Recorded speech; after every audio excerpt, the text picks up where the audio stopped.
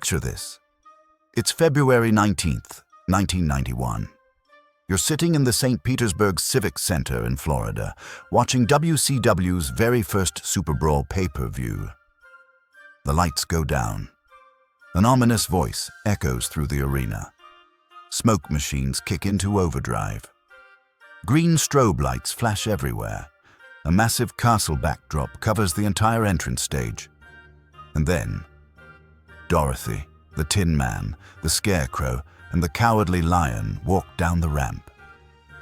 No, you didn't accidentally tune into a community theater production. This was WCW. And they had just spent over $100,000 on what would become the most disastrous character debut in professional wrestling history. The man behind the silver mask and green cape. A 6'10" future legend who would one day help change the entire wrestling business. But on this night, Kevin Nash was living his worst nightmare as the Wizard of Oz. Welcome to the Wrestleverse. This is the story you've never heard. The story of how one of the coolest wrestlers of all time survived the most embarrassing gimmick ever created. This is before Diesel. This is the Oz disaster. Part 1. The Master Blaster Disaster. Before we talk about Oz, we need to understand how Kevin Nash even got into this mess in the first place. In 1990, Kevin Nash was broke, desperate, and working as a bouncer in Detroit. He was 31 years old, ancient by wrestling standards, and had no formal training. But he had something that couldn't be taught. He was 6'10" with incredible presence. WCW took a chance on him, and like most WCW decisions in the early 90s, it was immediately terrible. Nash debuted at Clash of the Champions 19th on September 5th, 1990, as Steel, one half of a tag team called the Master Blasters. He had an orange mohawk. Let me repeat that. An orange mohawk on a 6'10" man. It was like watching a very tall traffic cone try to wrestle. His partner was Master Blaster Iron, a guy whose real name was Al Green, not to be confused with the soul singer, because that would have at least been interesting. The team was managed by Kevin Sullivan, who was already plotting Nash's next humiliation. The Master Blasters were not good. Nash was green as grass. He could barely work. His matches were sloppy. His timing was off. And that mohawk. Man, that mohawk haunted everyone's nightmares. But here's the thing about WCW in 1990. They didn't give up on big men. They loved big men. And Kevin Nash was very, very big. So instead of sending him to the power plant to actually learn how to wrestle, they decided to give him a new gimmick. A gimmick that would make the orange mohawk look like a stroke of genius. Part 2. The Turner Synergy Nightmare. To understand the Oz gimmick, you need to understand Turner Broadcasting in 1991. Ted Turner owned WCW. Ted Turner also owned MGM's film library, which included one of the most iconic movies ever made, The Wizard of Oz from 1939. And in the corporate boardrooms of Turner Broadcasting, someone had a brilliant idea. Hey, we own wrestling and we own The Wizard of Oz. Let's combine them. This is what happens when executives who've never watched a wrestling match start making creative decisions. The pitch was simple. Create a wrestling character based on The Wizard of Oz. Make him big. Make him mysterious. Make him unstoppable. Turner could promote the movie. WCW could have a monster heel, and everyone wins. Except the wrestler who had to actually be the Wizard of Oz. Enter Dusty Rhodes, the American Dream, the booker of WCW, the man responsible for some of the greatest angles in wrestling history, and also responsible for Oz. Dusty called Kevin Nash into his office and pitched him the gimmick. And according to Nash himself, here's how that conversation went. You're gonna be Oz, the great and powerful Oz. Nash, being a fairly intelligent human being, responded, Dusty, you know Oz isn't a person, right? Oz is a place, a geographical location. The wizard was just a regular guy behind a curtain. Dusty, in his infinite wisdom, replied, "Yeah, but the people don't know that, baby." Spoiler alert. The people absolutely knew that. Nash thought it was a rib. He genuinely believed WCW was trying to embarrass him so badly that he'd quit the business. He was about to walk away. But then Kevin Sullivan, yes, the same guy who managed him as a master blaster, pulled him aside and gave him the advice that would save and simultaneously destroy his career. "Brother, take the money." WCW offered Nash a pay bump of approximately $50,000. In 1991, for a guy who'd been bouncing at strip clubs a year earlier, that was life-changing money. So Nash swallowed his pride, put on the silver mask, and became the Wizard. But WCW wasn't done. Oh no. If they were going to do Wizard of Oz, they were going all in. Part 3. The $100,000 entrance from hell. SuperBrawl. For February 19th, 1991, St. Petersburg, Florida, the first ever SuperBrawl pay-per-view. WCW decided this would be the perfect place to debut their new monster, and they spared absolutely no expense. Reports suggest they spent over $100,000 on Oz's entrance. In 1991 dollars. That's nearly $230,000 in today's money. For one entrance. Let me walk you through what actually happened, because it's somehow worse than you can possibly imagine. The arena goes dark. An ominous, deep voice booms through the speakers.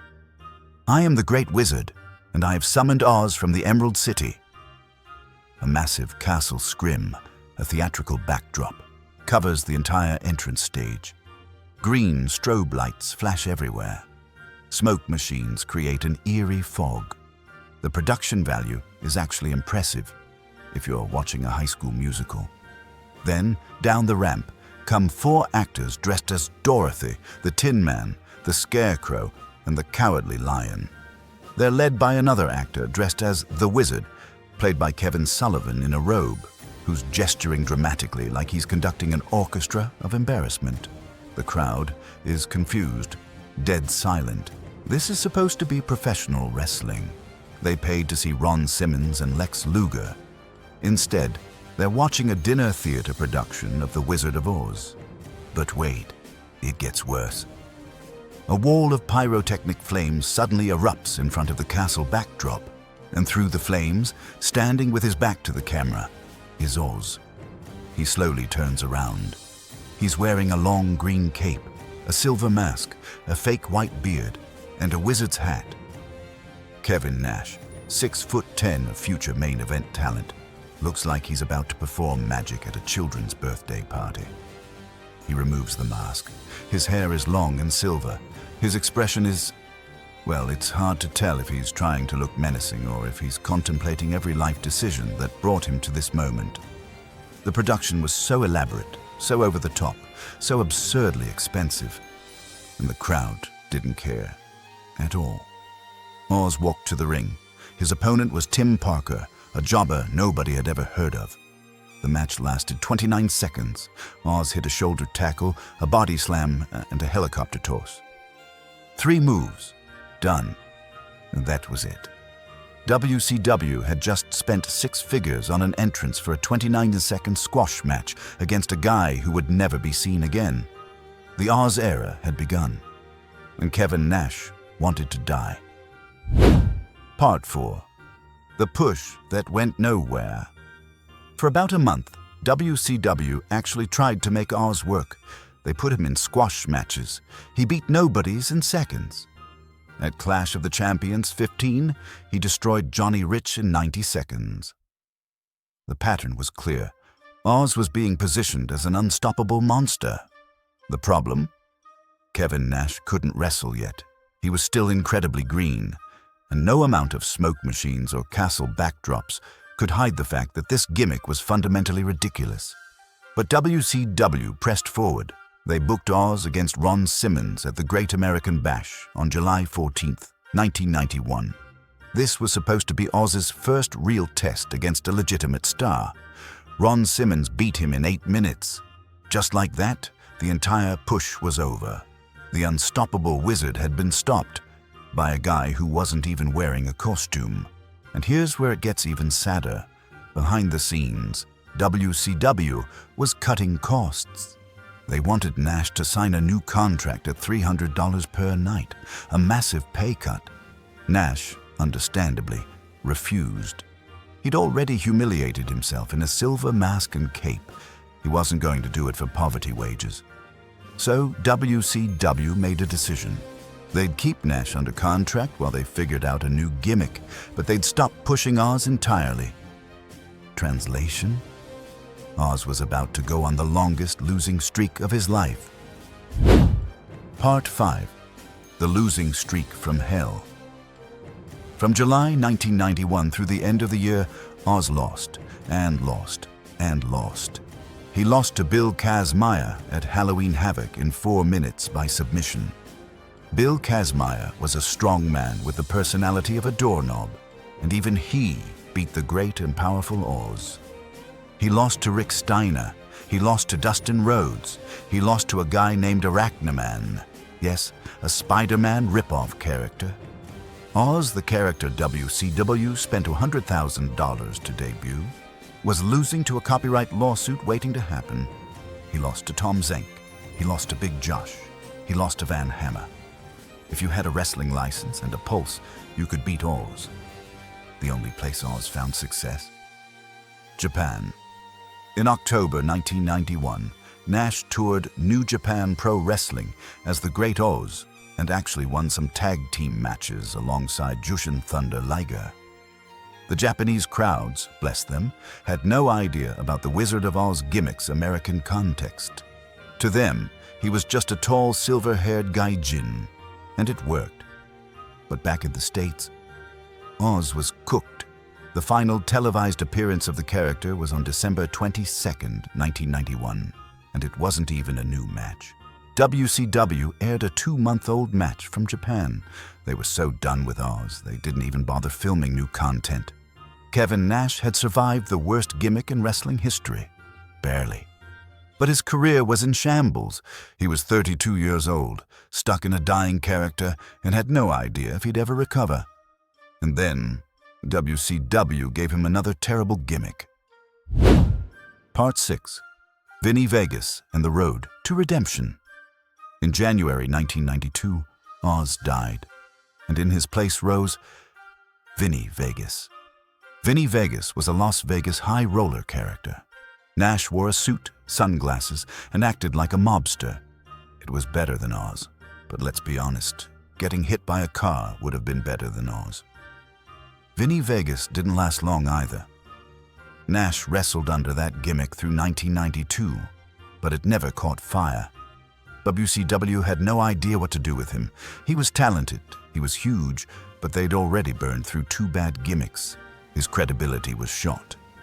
And then, in 1993, something miraculous happened.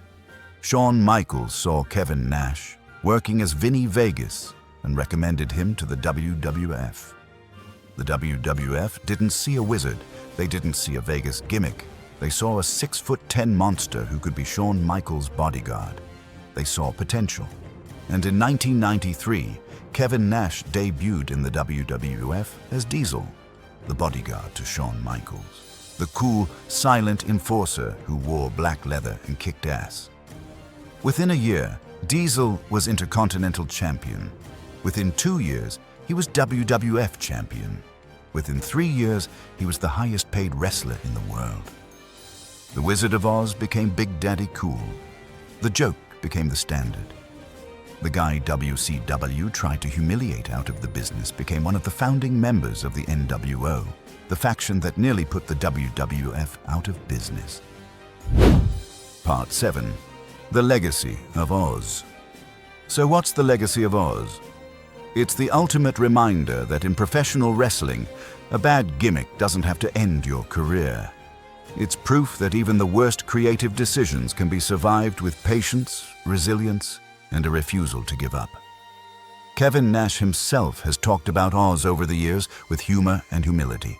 He knows how bad it was. He's watched the entrance, he's seen the memes, and he's laughed about it. Because here's the truth. Oz wasn't Kevin Nash's fault. He was a guy trying to make a living, and WCW gave him an impossible task. No one, and I mean no one, could have made a Wizard of Oz gimmick work in 1991 professional wrestling. But Nash took the paycheck. He showed up. He did the work. And when it failed, he kept going. That's the real story of Oz.